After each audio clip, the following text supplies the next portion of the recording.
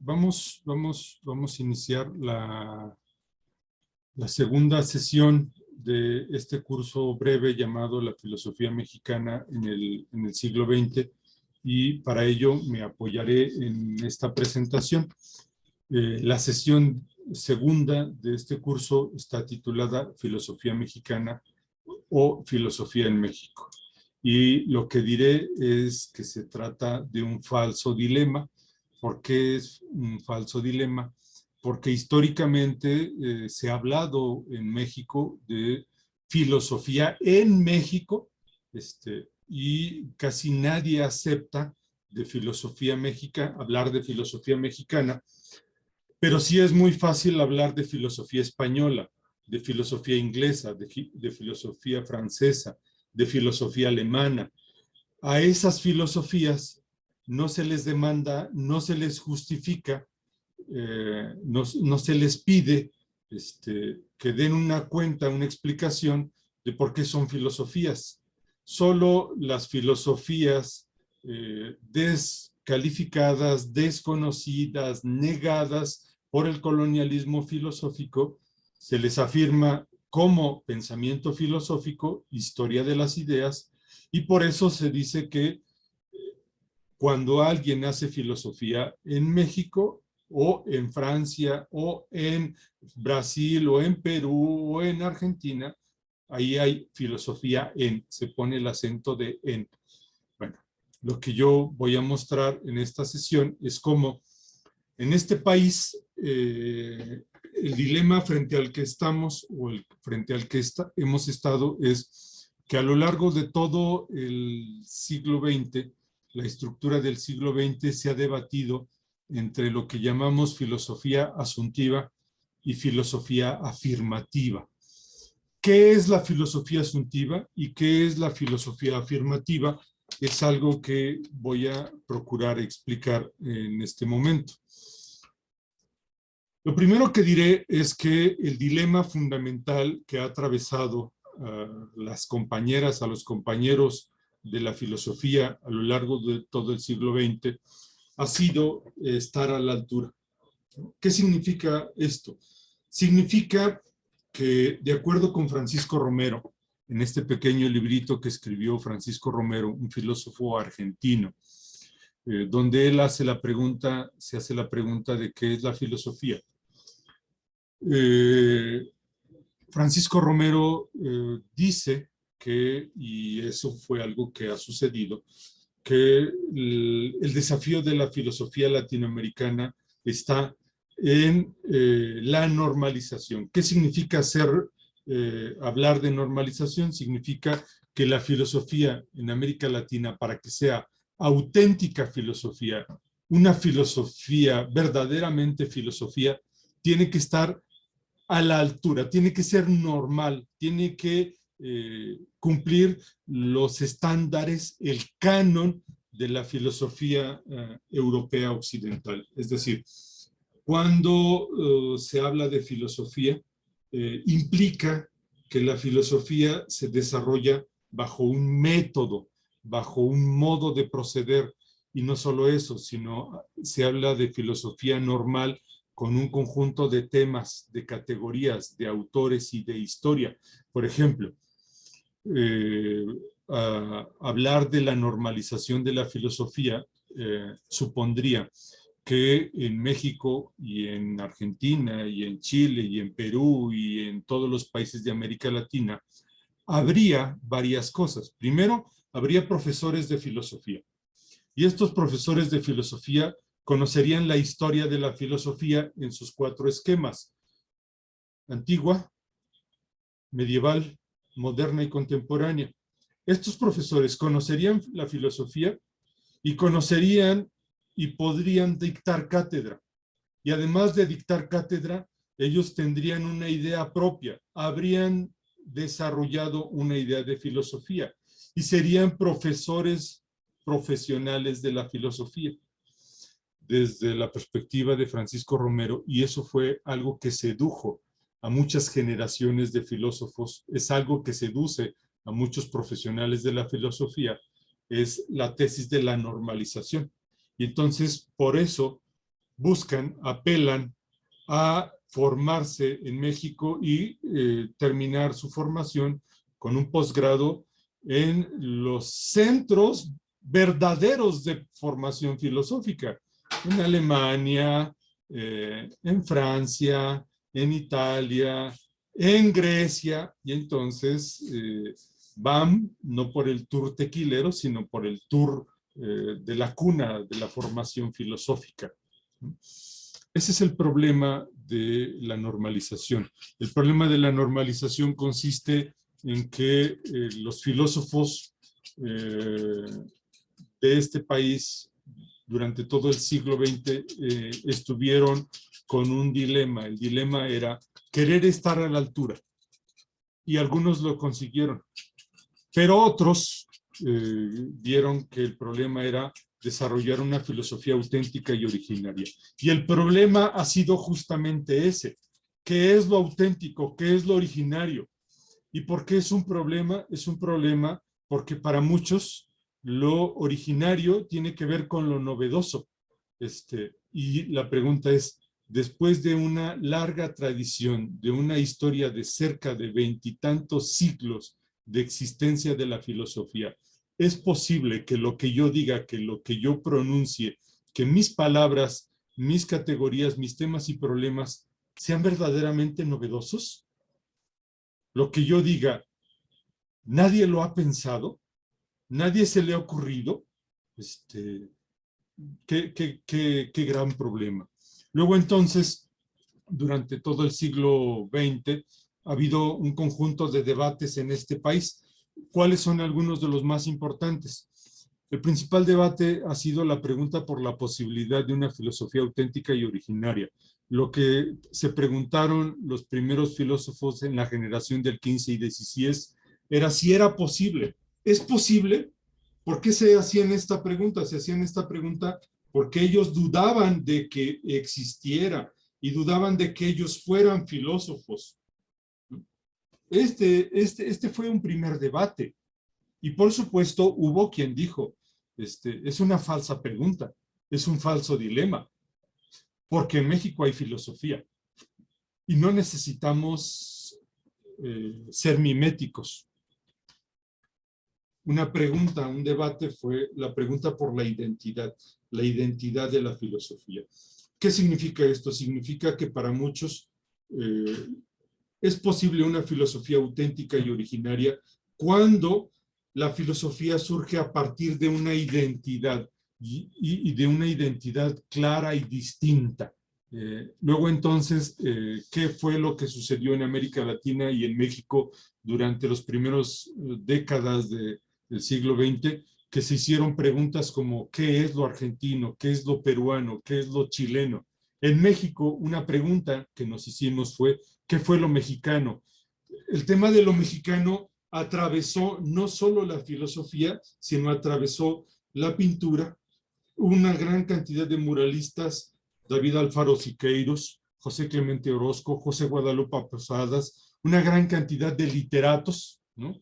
Una gran cantidad de escritores, de músicos, ¿no? Se hicieron esta pregunta por lo mexicano. Es decir, la filosofía no fue la única. Hubo también una psicología del mexicano y hubo otros muchos campos, ¿no?, que pretendieron responder la pregunta. La tercera pregunta que se formularon era, ¿la filosofía originaria es filosofía o es pensamiento? ¿Por qué este fue un debate recobrado? Fue un debate recobrado porque en la conciencia de los filósofos mexicanos de las primeras décadas era necesario responder a la pregunta por la identidad, y para muchos la mirada, el desafío era recomponer, reconocer la negación histórica que había existido de los pueblos originarios. El México que se estaba construyendo a partir de la Revolución Mexicana era el México mestizo, era un México donde los pueblos originarios quedaban al margen. Y así como pasó en México, pasó en América Latina, y muchos se hicieron esta pregunta, ¿no? Los mayas, los incas, ¿tienen filosofía? ¿Lo que ellos hacen es filosofía o es pensamiento? Y este fue un debate que atravesó y que a veces sigue atravesando.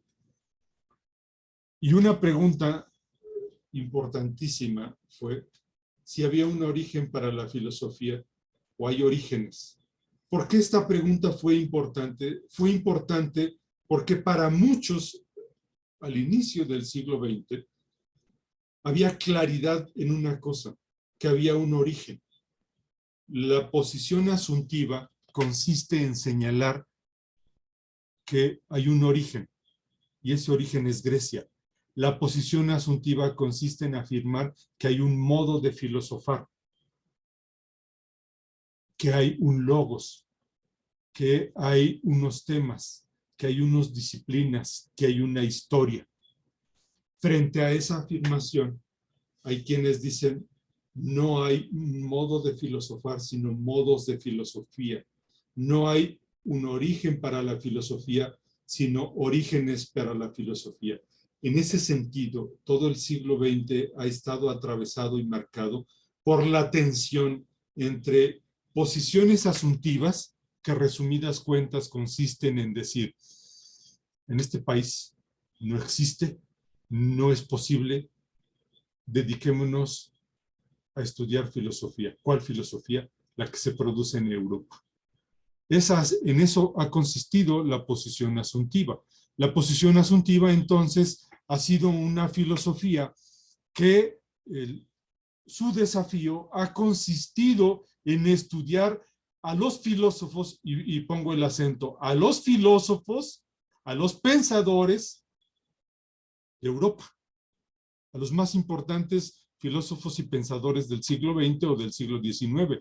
Y entonces, ¿qué fue lo que hicieron muchos autores como Vasconcelos? Desarrollaron primero una filosofía positiva y después transitó a una filosofía antipositiva.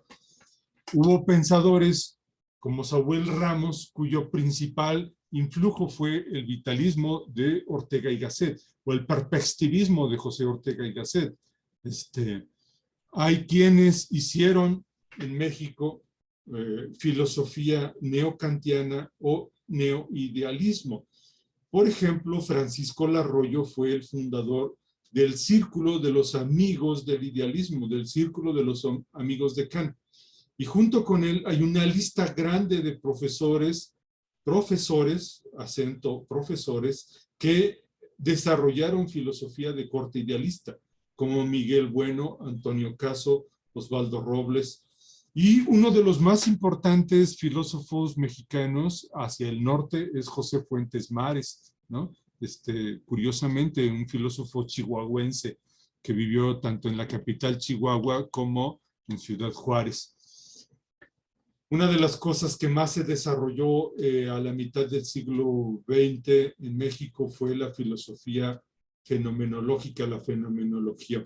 Lo mismo se estudió a Husserl, que la versión de Heidegger o la versión de Scheler.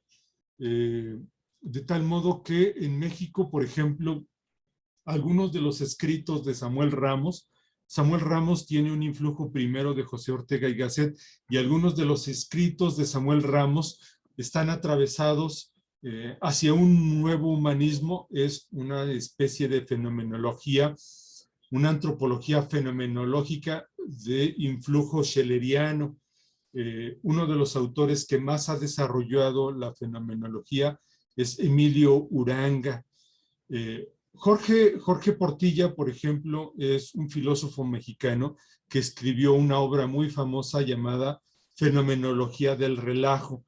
En una perspectiva esencialista, él dice que, Jorge Portilla dice que los mexicanos no somos serios, que todo lo tomamos a relajo, que todo, nos mofamos de todo, nos burlamos de todo.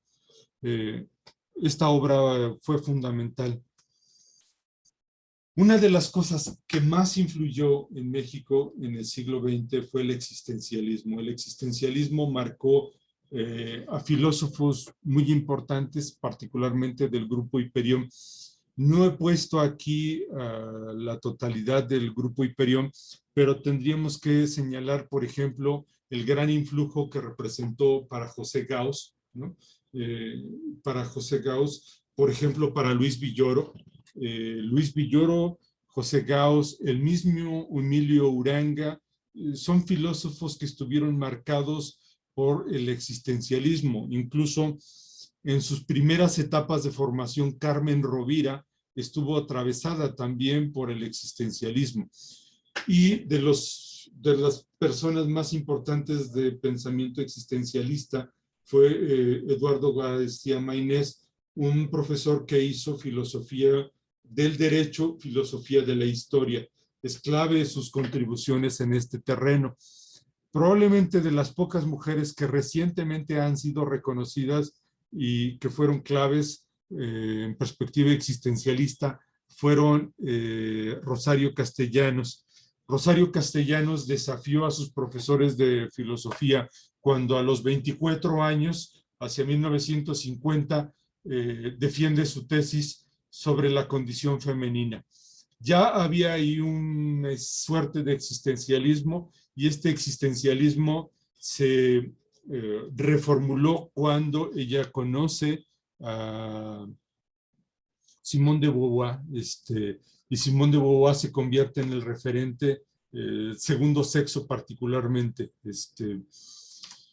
El neotomismo ha sido profundamente importante en México, el neotomismo desde la década de los 30. Muchos pensadores, el mismo Vasconcelos, está marcado y atravesado por eso. Toda la filosofía de corte panista o prepanista de los partidos católicos mexicanos están marcadas por influjo neotomista. Entre los principales exponentes del neotomismo en México están Antonio Gómez Robledo, José Rubén Sanabria. José Rubén Sanabria tiene una formación neotomista, pero el mismo José Rubén Sanabria estuvo atravesado también por el existencialismo. De hecho, piensa José Rubén Sanabria que la filosofía es una forma de vida y es una forma de vida auténtica. Esto en clara correspondencia con el existencialismo. Lo que nosotros tenemos que reconocer es los autores, los filósofos, las filósofas, si bien sus obras principales podrían ser ubicadas en una corriente, no significa que solo estudiaron esa corriente, no significa que se quedaron anclados ahí. Por ejemplo, Mauricio Beuchot tiene una formación neotomista, sí, pero él es el artífice de una corriente que llamamos la hermenéutica icónica y analógica, de tal modo que es al día de hoy Mauricio Beuchot uno de los filósofos vivos más importantes. Si nosotros queremos hacer una historia de la filosofía en México, probablemente Mauricio Beuchot está entre los 10 autores o de los 10 pensadores más importantes de este país.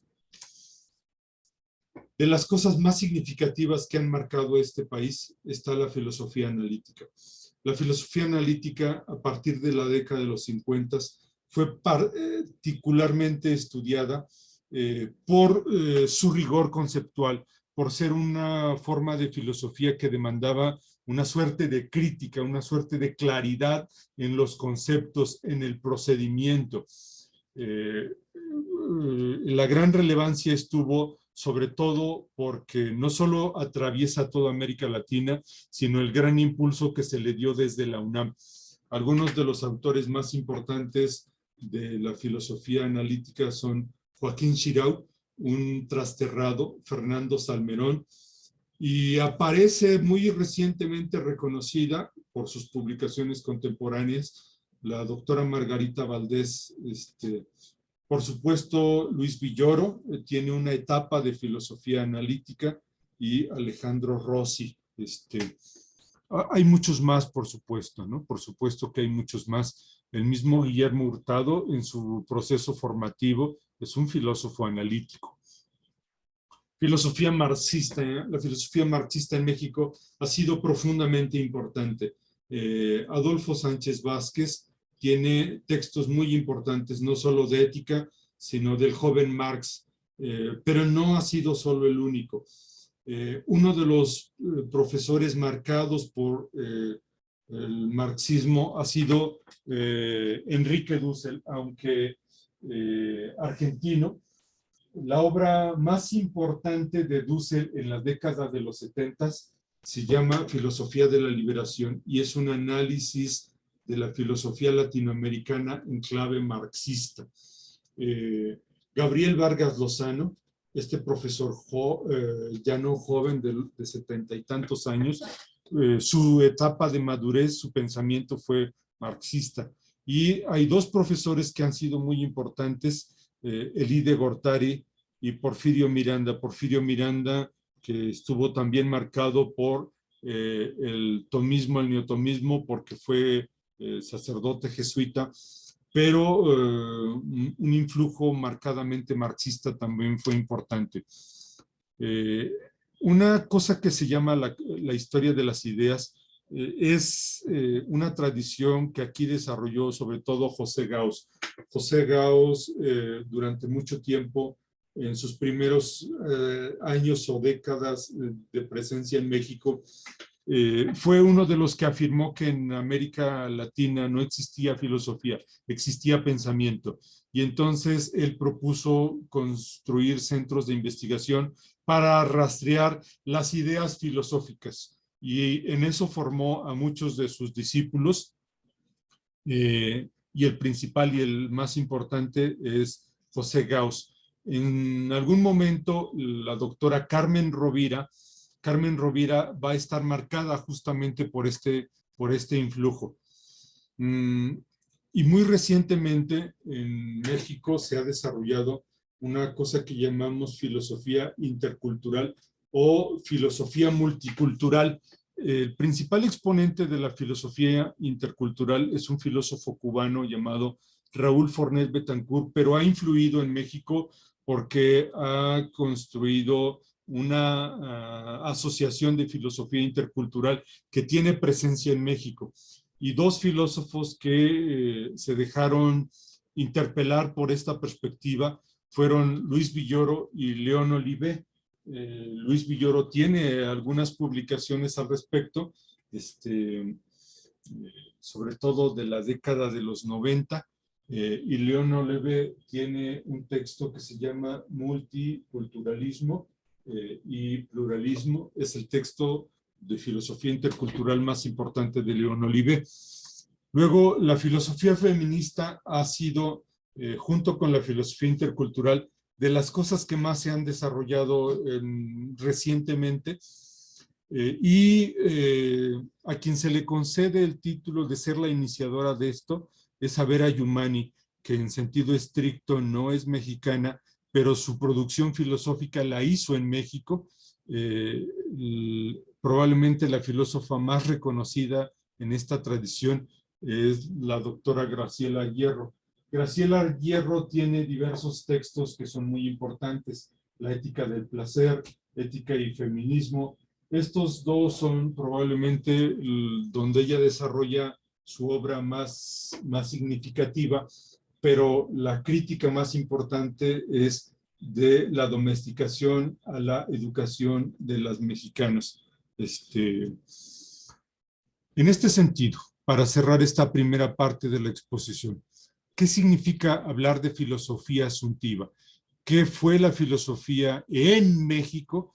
La filosofía asuntiva consiste en decir, no es posible una filosofía mexicana, y entonces, ¿qué hacen los filósofos? Las filósofas se dedican a estudiar, a traducir, a comentar, a producir, a pensar filosóficamente con el influjo de las categorías que se están desarrollando en Europa. Son exponentes, traductores, comentaristas, desarrolladores de un pensamiento que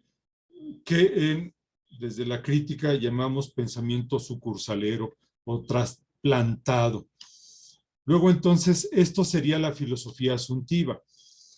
Muy recientemente hay un distanciamiento a partir de que se empieza a desarrollar la filosofía originaria. pero el gran problema que tenemos es que la filosofía originaria ha sido desarrollada sobre todo por no originarios, por eso no puse nombres aquí, porque un gran problema que existe en México es cuando algunos, como Vasconcelos o como Luis Villoro, dicen que los indígenas dicen. Es decir, el gran problema de la filosofía colonialista en México es que no solo no se le concede voz a las mujeres, sino que hablamos por las mujeres, una filosofía misógina, sino una filosofía colonialista respecto de los pueblos originarios es que decimos que dicen y entonces seguimos sin dejar que digan su propia palabra. Esto a grandes rasgos sería la filosofía asuntiva. Luego entonces, ¿qué es la filosofía afirmativa? La filosofía afirmativa de manera sintética frente a la pregunta, ¿es posible una filosofía en México? Hay dos respuestas, unos que dicen, sí es posible, pero no hay. Y hay quienes dicen, no solo es posible, siempre ha existido. Exponentes de esto son un peruano llamado Augusto Salazar Bondí, que tuvo presencia en México en algunos momentos, por ejemplo en 1975, y Leopoldo Sea. Esta polémica, que voy a explicarla de manera muy rápida, es una de las polémicas que más ha ayudado a debatir. La polémica Salazar-Bondí es una polémica central y que se constituye en uno de los antecedentes de lo que llamamos la filosofía de la liberación. Es profundamente importante porque quien la inicia es este peruano llamado Augusto Salazar Bondí, y él se hace una pregunta. La pregunta ¿es posible una filosofía auténtica y originaria? Y él responde haciendo tres preguntas. La primera pregunta que él formula es, ¿ha habido o no una filosofía de nuestra América? La segunda es, en caso de una respuesta negativa, si podría haberla y bajo qué condiciones. Y la tercera que él dice es, ¿hasta qué punto tiene sentido y valor tomar como tema objeto privilegiado de atención la realidad latinoamericana? El análisis, el desarrollo de este planteamiento está en este pequeño libro llamado ¿Existe una filosofía de nuestra América?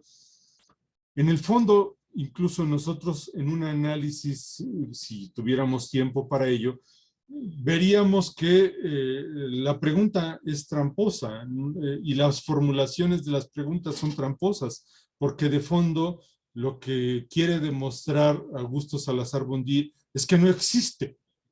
No existe.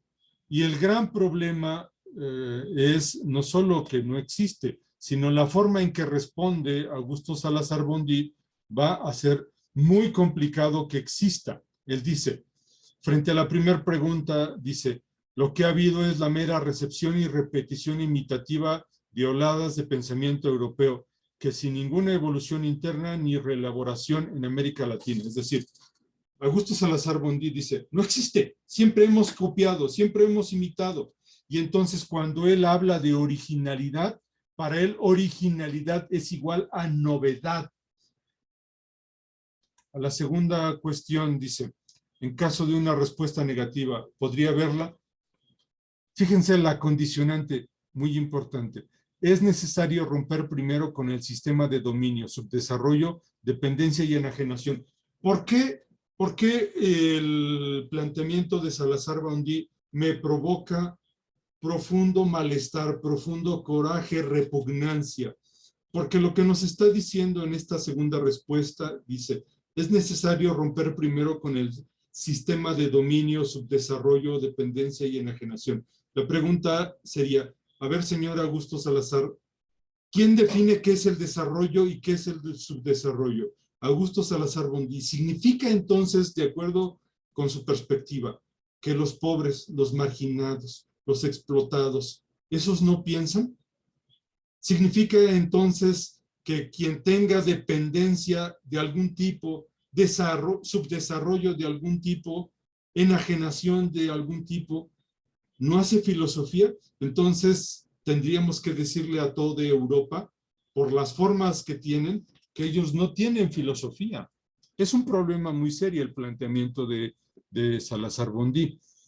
Y a la tercera pregunta dice, ¿cómo poseer un objeto privilegiado de reflexión si no hay posibilidad de tal reflexión y ni siquiera es accesible el objeto? Híjole, no la pone muy difícil. No la pone muy difícil porque en su planteamiento no existe y pone un conjunto de condiciones que suponen que para él tendríamos que inventar algo totalmente distinto a lo existente. Frente a ese planteamiento vendrá la respuesta de Leopoldo Sea. Frente a las preguntas que hace Salazar Bondí, Leopoldo Sea responde en este pequeño libro, La filosofía americana como filosofía sin más. ¿Cuál va a ser la respuesta de Leopoldo Sea? ¿Y por qué la respuesta de Leopoldo Sea es importante? La respuesta de Leopoldo Sea la adelanto. Dice, la filosofía en México no solo es posible, ha sido posible y siempre ha existido. Por eso Leopoldo Sea dice la filosofía americana como una filosofía sin más. Es decir, no necesitamos que Europa nos diga qué es la filosofía, porque lo que nosotros hacemos es filosofía. En la medida en que nosotros pensamos la realidad, hacemos filosofía. Aquí está la traducción de las respuestas. Ha habido una tradición de pensamiento auténticamente latinoamericano y dejarla de lado es una de las peores y más nefastas actitudes que puede tomar un pensador. Dice 2, es ineludible que la filosofía es un elemento que debe colaborar con el proceso de destrucción del subdesarrollo y dependencia presentes. Bueno, aquí los analistas, quienes han analizado esto con detalle, dicen que Leopoldo Sea se perdió, porque está debatiendo un asunto totalmente distinto y no responde a la pregunta, y lo mismo pasa en la tercera pregunta. Dice Sea, no solo cabe pensar en un tema o objeto específico de reflexión, sino que debe admitirse que es el componente ineludible y específico del pensar latinoamericano. ¿Qué está diciendo Leopoldo Sea? Híjole, para entender a Leopoldo Sea, a veces es necesario releer y a veces pensar qué quiso decir. Pero lo que aclara eso es un libro, un segundo libro, un libro que Leopoldo Sea ha titulado América en la conciencia de Europa. Ahí, en ese libro, Leopoldo Sea plantea una crítica al colonialismo y empieza a desarrollar su idea. Y entonces, este es un libro, otro es Conciencia de lo Mexicano. En este sentido, en resumidas cuentas, ¿qué es la filosofía afirmativa? La filosofía afirmativa consiste en decir, no solo es posible, sino que siempre ha existido. Es posible, siempre ha existido. En eso consiste la posición afirmativa. Luego, entonces, si ustedes me hicieran la pregunta, ¿qué es la filosofía mexicana? Desde la lectura de quien está hablando, la opinión de quien ahora va a presentar es la siguiente. Yo creo que hay un conjunto de consideraciones para un filosofar mexicano. En primer lugar, lo que habría que decir es que la filosofía mexicana no es una filosofía universal, pero podría serlo. ¿Qué significa? Significa que la filosofía mexicana se hace desde aquí y no necesariamente tiene la pretensión de imponerse, pero podría ser un conocimiento válido, unos problemas válidos, unos autores válidos para explicar otra realidad. La filosofía mexicana no es una filosofía que tenga la pretensión de universalidad, pero puede ser válida de manera universal. La filosofía mexicana es una filosofía que no es una filosofía nacional o territorial. Hacer filosofía mexicana no es pensar el territorio mexicano, no es pensar la nación mexicana, no es filosofía mexicana la que hace cualquier persona en México, porque hay muchas personas mexicanas o no mexicanas que hacen filosofía en México, pero no hacen filosofía mexicana. La filosofía mexicana no necesariamente es esa que se hace en las escuelas de filosofía. En las escuelas de filosofía muchas veces se hace filosofía en México, pero no se hace filosofía mexicana. La filosofía mexicana no es un filosofar de mexicanos. ¿Por qué no es un filosofar de mexicanos? Por varias razones. No solo porque hay muchos extranjeros que han venido a México y que han pensado la realidad mexicana y que han hecho filosofía mexicana, sino porque, además de Carlos Leskendorf, por poner un ejemplo, además de José Gauss, además de Carmen Rovira, además de Luis Villoro, además de muchos no nacidos en México, pero que llegan a México, que viven en México, que piensan, también tendríamos que decir que muchos pueblos originarios no dicen soy mexicano. Muchos pueblos dicen yo soy mixteco, yo soy zapoteco, yo soy tojolabal, yo soy tzotzil, yo no soy mexicano. Y entonces el filosofar mexicano, la filosofía mexicana, no es un filosofar de mexicanos. No es una filosofía respecto del Estado o la nación mexicana. No se trata de pensar qué sea México o qué sea el Estado mexicano o la nación mexicana. Pensar el Estado o la nación mexicana sí provoca o sí produce filosofía mexicana, pero es distinto. La filosofía mexicana no es pensar lo mexicano. ¿Por qué no es pensar lo mexicano? Porque esa es una visión esencialista. ¿Y cuál es el problema frente al que estamos? Que no hay México, sino Méxicos. No da lo mismo el mexicano que le gusta el pozol que lo que le gusta el tejuino. No da lo mismo el acento de los chihuahuenses que el acento de los chocos tabasqueños. No hay México. Lo que nos da identidad y idiosincrasia pasa por muchos elementos. Tal vez hay cosas comunes como el idioma castellano o español, pero no hay una mexicaneidad, no hay una esencia de lo mexicano como se pretendió durante todo el siglo XX. Por lo tanto, la filosofía mexicana no es pensar lo mexicano.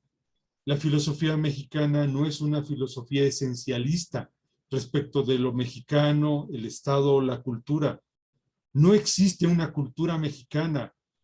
No tendríamos por qué andar perdiendo el tiempo en pensar una cultura mexicana que no existe, porque hay una pluralidad cultural, porque México es una pluralidad nacional, pluriétnica, plurirracial.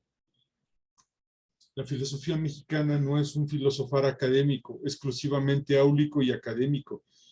El filosofar mexicano y la filosofía mexicana surgen en la calle y más allá de la alcoba.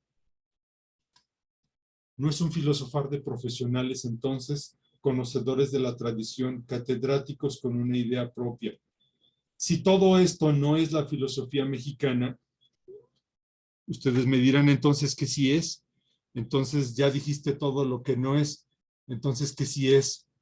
Bueno, ahora presento mi propuesta y aclaro que es mi propuesta, que no pretendo tener verdad, solo pretendo presentar lo que pienso a la consideración y por eso lo titulo así, hacia una filosofía mexicana. Es un Asia, es un proceso en construcción.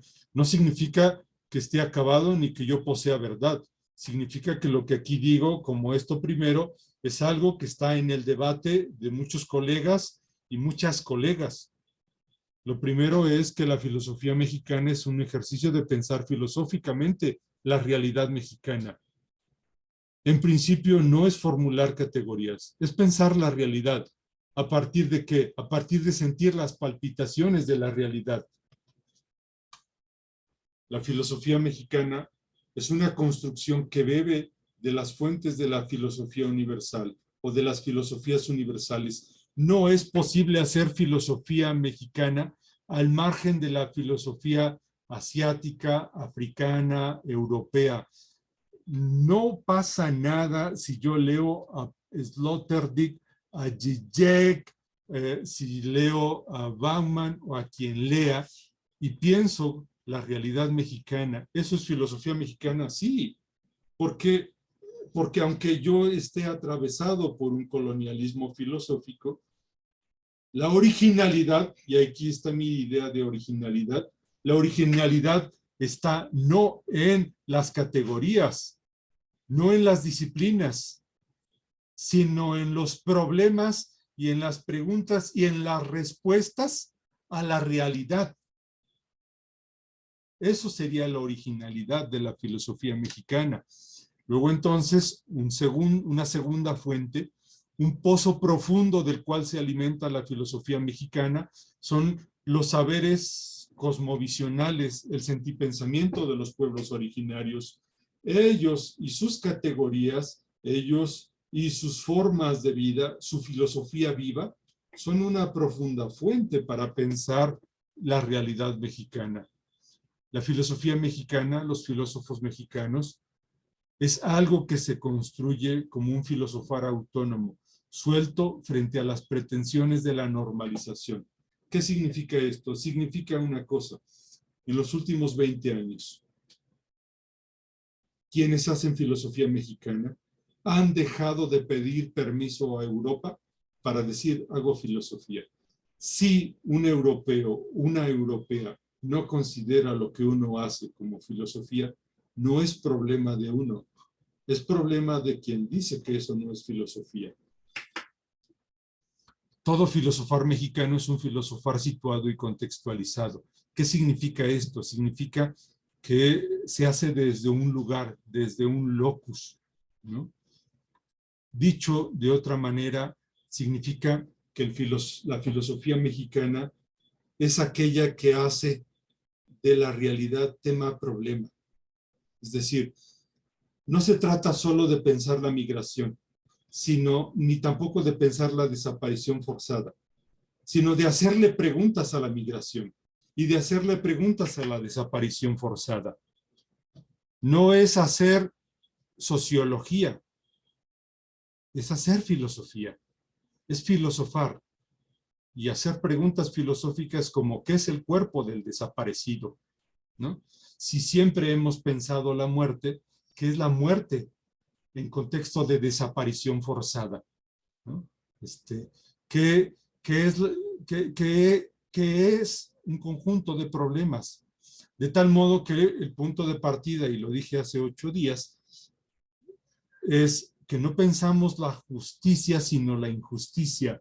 No pensamos cualquier muerte, sino la muerte que es producto de la tragedia. Eso que se llama la muerte colateral, ¿no? No pensamos solo la migración, pensamos la migración forzada. El filosofar mexicano es un filosofar que resignifica las categorías, les agrega otro sentido y genera nuevas. Esta es algo que es muy importante. Siempre se dice, entonces, ¿por qué sigues utilizando las mismas categorías? Bueno, resignificarlas es construir. El filosofar mexicano, antes de pensar la justicia, debería de pensar la injusticia. Como bien lo ha dicho Guillermo Hurtado, es una filosofía sobre México y para México. Es un filosofar que responde a preguntas fundamentales, dice Guillermo Hurtado, que fuimos, que somos y que seremos. En mi perspectiva, otro modo de plantear las mismas preguntas es ¿cómo se explica nuestra realidad? ¿Y cómo transformarla? Es decir, la filosofía mexicana, el filosofar mexicano, necesariamente tienen una suerte de mecanismo de desideologización, apuestan por una suerte de principio de liberación. Este es el modo en cómo su servidor entiende la filosofía mexicana. ¿Cuáles son algunos textos? Y con esto voy a ir terminando y cerrando la exposición. Algunos textos para investigar, para profundizar en esto. No voy a entrar en detalle. Samuel Ramos es de los primeros textos más importantes de historia de la filosofía mexicana. Otro es el texto de Antonio Ibargüengoitia, Suma de Filosofía Mexicana. Mauricio Beuchot es probablemente de los filósofos más importantes en la construcción de una filosofía mexicana. Es un pensador que ha construido un sistema filosófico y de ello dan cuenta 2 libros de historia de la filosofía mexicana. Otro texto fundamental es una colección que ha construido la doctora Carmen Rovira con un grupo de investigadores, y véase el título, Ideas Filosóficas en México. Es muy importante decir que Carmen Rovira le costó mucho hablar de filosofía mexicana. Solo en los últimos años, previo a su muerte, que es muy reciente, logró hablar de filosofía mexicana. Otro texto, Filósofos mexicanos en el siglo XX, Esbozo histórico de filosofía en México, siglo XX, y otros ensayos de Gabriel Vargas Lozano. La filosofía en México en el siglo XX, de Gustavo Leiva. El pensamiento filosófico latinoamericano del Caribe latino, y la enciclopedia electrónica en filosofía mexicana. Si alguien se hace una pregunta, y la pregunta es, ¿hay filosofía en México? Pues bastaría con que se revisaran estos textos para saber si hay filosofía en México. Hasta donde recuerdo, casi todos estos textos están disponibles en el acervo que hemos entregado, y que ustedes podrían consultar. Por ahora, gracias.